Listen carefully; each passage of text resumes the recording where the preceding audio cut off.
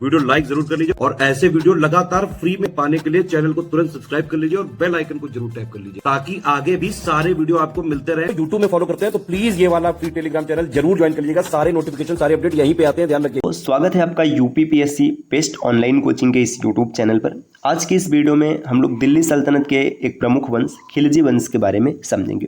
खिलजी वंश का शासनकाल होता है 1290 से 1320 तक। ये दिल्ली सल्तनत पर सबसे कम समय तक शासन करते हैं, लेकिन अलाउद्दीन खिलजी अपने क्रूरता के कारण सबसे ज़्यादा प्रसिद्ध होता है। तो चलिए बढ़ते हैं आज के इस इंटरेस्टिंग सेशन पर। इससे पहले की वीडियोज़ अगर आपने नहीं देखी तो आप प्लेलिस्ट में जाकर ज़रूर देखिएगा। इतिहास की यह सीरीज आरओ, यूपीपीसीएस, यूपीएसआई सभी प्रकार के प्रतियोगी परीक्षाओं के लिए समान रूप से उपयोगी है।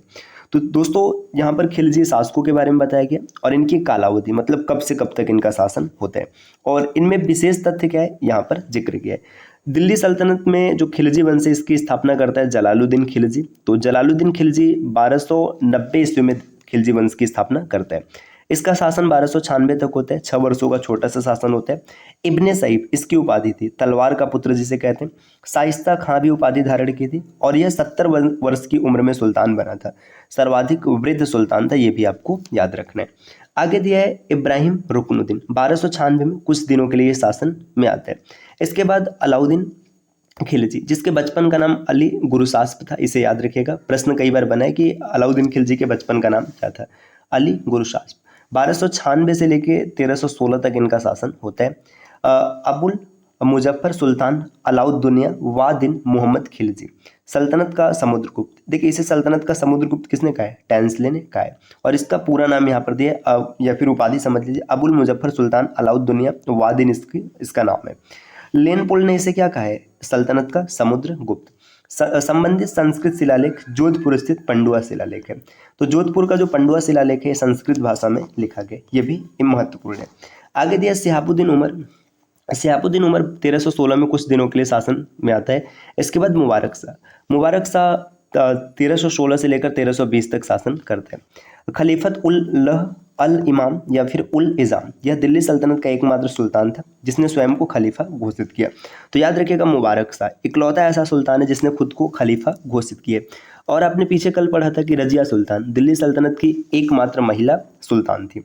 आगे दिया सिक्कों पर उसकी उपाधि खलीफतुल्लाह अंकित है। तो सिक्कों पर इसने अपनी उपाधि रखी है खलीफतुल्लाह।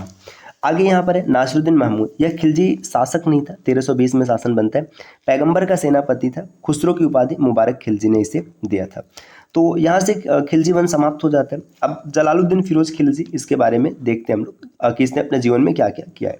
तो जलालुद्दीन फिरोज खिलजी के बारे में दिया 1290 से 1296 तक शासन होता है। ये शासनकाल हो गया। इब्ने सईफ हम लोगों ने पीछे देखा है। शाइस्ता खां ये भी पीछे दिया। अच्छा, शाइस्ता खां की उपाधि किसने दिया, कैकू बाद में। 70 वर्ष की आयु में सुल्तान बना है, सबसे वृद्ध सुल्तान है, इसके बारे में हम लोगों ने पीछे देख रखा है। खिलजी वंश की स्थापना जलालुद्दीन खिलजी करते हैं। 70 वर्ष की उम्र में राज्याभिषेक होता है। कहाँ पर, किलोखरी महल में, किलोखरी महल में इसका राज्याभिषेक किया जाता है। आगे अब इसके प्रमुख अभियान दिए।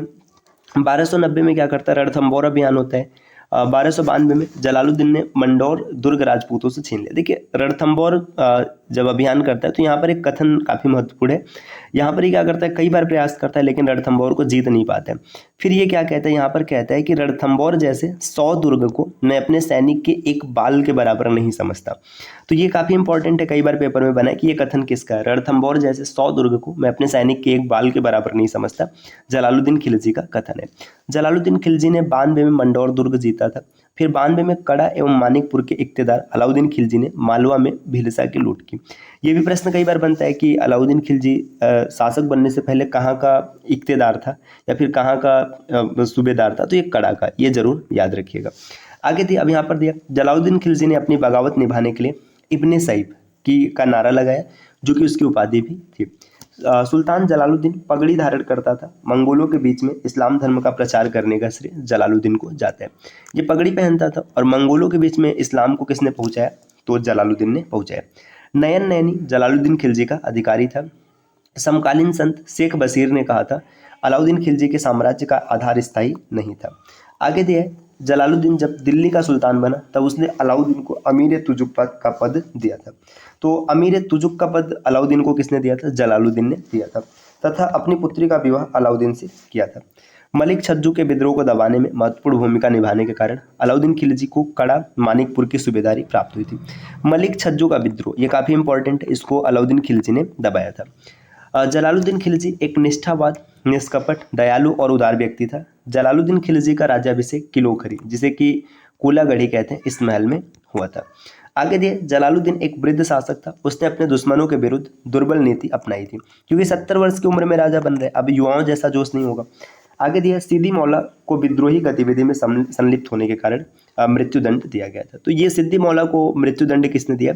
जेके का मतलब है जलालुद्दीन खिलजी ने दिया है। नेक्स्ट, अब अगला इसका जो उत्तराधिकारी बनता है वो अलाउद्दीन खिलजी बनता है। इसका जन्म हुआ था 1266 में शेरशाह में। बचपन का नाम है अली या फिर अली गुरुशास्प, यहाँ पे गुरसप लिखा है या गुरुशास्प भी कई बार दिया रहता है। राज्याभिषेक की बात करें तो 3 अक्टूबर 1296 को रुकनुद्दीन इब्राहिम को हटाकर बलबन ने के लाल भवन में स्थित दौलत खाना ए जुलूस में अलाउद्दीन का राज्याभिषेक किया गया था। इब्राहिम रुकनुद्दीन इसको हटाया जाता है और इसका राज्याभिषेक किया जाता है। उपाधि यहाँ पर दिया है अबुल मुजफ्फर सुल्तान अलाउद्दुनिया वादिन मोहम्मद शाह खिलजी, या सिकंदर द्वितीय भी इसे कहते हैं। सल्तनत का समुद्रगुप्त ये किसने कहा है? स्टेनले लेनपुल ने कहा है। यामीन उल खिलाफत नासिर अमीन मोमनीन भी इसकी उपाधि है। इसके पिता का नाम सिहाबुद्दीन मसूद खिलजी था और 1303 ईस्वी में चित्तौड़ विजय के पश्चात अलाउद्दीन ने बाजार व्यवस्था लागू किया था। तो बाजार व्यवस्था किसने स्टार्ट किया? तो अलाउद्दीन खिलजी ने, ये जरूर याद रखिएगा। आगे यहाँ पर दिया इसके अभियान। तो अलाउद्दीन खिलजी के अभियान उत्तर भारत में भी होते हैं और दक्षिण भारत में भी होते हैं। तो उत्तर भारत का जो अभियान है ये 1298 ईस्वी में अलाउद्दीन ने उलुग खां और नुसरत खां को गुजरात विजय के लिए भेजा था। आगे यहाँ पर दिया जैसलमेर अभियान। अलाउद्दीन खिलजी ने जैसलमेर के राजपूत शासक दूदा एवं उनके सहयोगी तिलक सिंह को 1299 ईस्वी में पराजित किया और जैसलमेर की विजय किया। इसने गुजरात को जीता, जैसलमेर को जीता। रणथंबोर, देखिए जलालुद्दीन खिलजी जिस दुर्ग को नहीं जीत पाया था उसे जीतने के लिए अलाउद्दीन खिलजी आता है। अलाउद्दीन 1301 ईस्वी में उलुग खां और नुसरत खां ने को रणथंबोर अभियान पर भेजा गया। चित्तौड़ का अभियान 1303 ईस्वी में अलाउद्दीन ने चित्तौड़ का मतलब अभियान किया था। फिर मालवा 1305 ईस्वी में अलाउद्दीन खिलजी ने यहाँ पर शीतल देव को परास्त किया था। जालौर 1311 ईस्वी में अलाउद्दीन ने अपनी एक नौकरानी गुलो बिहिस्त के नेतृत्व में सेना भेजी थी। तो ये अभियान जो है ना, गुजरात, जैसलमेर, रणथंबोर, चित्तौड़, मालवा, जालौर, इसे याद रखिएगा। कई बार इसका क्रोनोलॉजिकल ऑर्डर पूछ लिया जाता है पेपर में, तो काफ़ी इंपॉर्टेंट हो जाता है। अब इसके बाद यहाँ पर आता है दक्षिण भारत के अभियान। दक्षिण भारत के अभियान में सबसे पहले देखिए यहाँ पे अभियान का नेतृत्व दिया है और यहाँ पर देखिए दक्षिण अभियान नायब, जिसका मतलब उप सुल्तान मलिक काफूर ने के नेतृत्व में हुआ था। ख्वाजा हाजी उसका सहायक था। मलिक काफूर एक किन्नर था और इसने 1000 दिनार में खरीदा था, इसलिए इसे 1000 दिनारी भी कहा जाता था। देवगिरी अभियान 1307 ईस्वी में मलिक काफूर ने देवगिरी के शासक रामचंद्र देव को हराया था। वारंगल अभियान की बात करें तो 1309 ईस्वी में तेलंगाना पर आक्रमण हुआ, जिसकी राजधानी वारंगल थी। यहाँ पर काकती वंश का शासन था। होयसल वंश की बात करें या होयसल अभियान की बात करें तो अलाउद्दीन खिलजी का समकालीन होयसल शासक वीर बल्लाल तृतीय था। 1310 ईस्वी में काफूर ने होयसल पर आक्रमण किया था। पांड्य राज 1311 ईस्वी में काफूर ने पांड्य राज्य पर हमला किया। तो ये अलाउद्दीन खिलजी के प्रमुख अभियान रहे जो उत्तर और दक्षिण भारत में किए गए थे। अब यहाँ पर देखिए बताया गया कि अलाउद्दीन खिलजी के शासनकाल में होने वाले प्रमुख विद्रोह। अलाउद्दीन खिलजी के शासनकाल में विद्रोह क्या क्या होता है? सबसे पहले नवीन मुसलमान, जिसे कि मंगोल कहते हैं, मंगोलों का विद्रोह हुआ है। तो मंगोलों का विद्रोह किस प्रकार से? यह अलाउद्दीन खिलजी के काल में होने वाला पहला विद्रोह था। 1299 ईस्वी में नवीन मुसलमानों ने गुजरात की लूट में के एक बड़े हिस्से की मांग को लेकर विद्रोह किया था। मतलब जो गुजरात अभियान हुआ था वहाँ से जो लूटपाट की गई थी उसमें बड़ा हिस्सा इनको चाहिए था, इस कारण यहाँ पर विद्रोह हुआ है। आगे अकद खां का विद्रोह। दूसरा विद्रोह 1301 ईस्वी में अलाउद्दीन के विरुद्ध उसका भतीजा अकद खां ने किया था।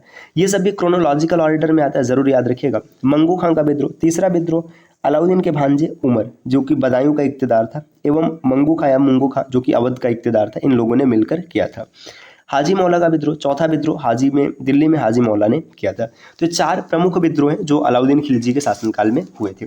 अब इसके बाद यहाँ पर देखिए दिया गया अलाउद्दीन खिलजी ने 4 प्रशासनिक विनियमन या फिर अध्यादेश पारित किए, जिसे निरोधी नियम का संहिता कहा जाता था। ये निम्नलिखित है। देखिए अलाउद्दीन खिलजी ने नियम क्या क्या पारित किया? धनी व्यक्ति की संपत्ति छीनना। सर्वप्रथम व्यक्तिगत संपत्ति पर आघात किया। उसने दान में दी गई भूमि, उपहार, इनाम, वफ आदि छीन लिया था। मतलब जो भी दान में दी गई चीजें थी इसे इसने छीन लिया। गुप्तचर विभाग का गठन। इसने क्या किया, द्वितीय अध्यादेश में साम्राज्य में गुप्तचरों का जाल बिछा दिया, बरीद, जिसे कि जासूसों का प्रमुख कहते हैं, एवं मोहनियन या फिर मुंसिफ मतलब जासूस की नियुक्ति की गई। तीसरा है मद्य निषेध, शराब, भांग, गांजा, जुआ आदि को इसने निषेध कर तीसरा अध्यादेश जारी किया। चौथा है अमीरों के मेल मिलाप और वैवाहिक संबंधों पर प्रतिबंध, सरदार अमीरों की दावतों विवाहों पर इसने प्रतिबंध लगा दिया। इसके 4 में से जो ये मद्य निषेध है काफ़ी ज़्यादा अच्छा इसने काम किया था। आगे यहाँ पर दिया है अलाउद्दीन खिलजी के समय में प्रशासन। तो अलाउद्दीन खिलजी के समय में प्रशासन व्यवस्था में आप देख सकते हैं इसने खूब ढेर सारे विभागों की स्थापना की है। दीवान हिंसा, दीवान रसातल, दीवान रियासत, इनके बारे में हम लोग कल पढ़ेंगे ताकि ये याद करना आसान हो। अगर अभी पढ़ेंगे तो ज़्यादा हो जाएगा और आपको दिक्कत होने लगेगी। तो एक छोटी सी क्लास रही, क्लास कैसी लगी कमेंट करके जरूर बताइएगा। और इस प्रकार की वीडियोस आपको लगातार मिलती रहेगी, बस इसके लिए आपको चैनल को सब्सक्राइब करना है। और अगर आप आरओ या फिर यूपी पीसीएस की कंप्लीट प्रिपरेशन करना चाहते हैं तो आपको टीम के पेड कोर्सेज को फॉलो करना चाहिए, जिसके लिए स्क्रीन पर दिख रहे किसी भी नंबर पर आप कॉल या व्हाट्सअप कर जानकारी प्राप्त कर सकते हैं। ये ज्ञान सर का व्हाट्सअप नंबर है, आप यहाँ से व्हाट्सअप के माध्यम से भी जानकारी ले सकते हैं। मिलते हैं दोस्तों आपसे नेक्स्ट वीडियो में कुछ नए इन्फॉर्मेशन के साथ, तब तक के लिए नमस्कार।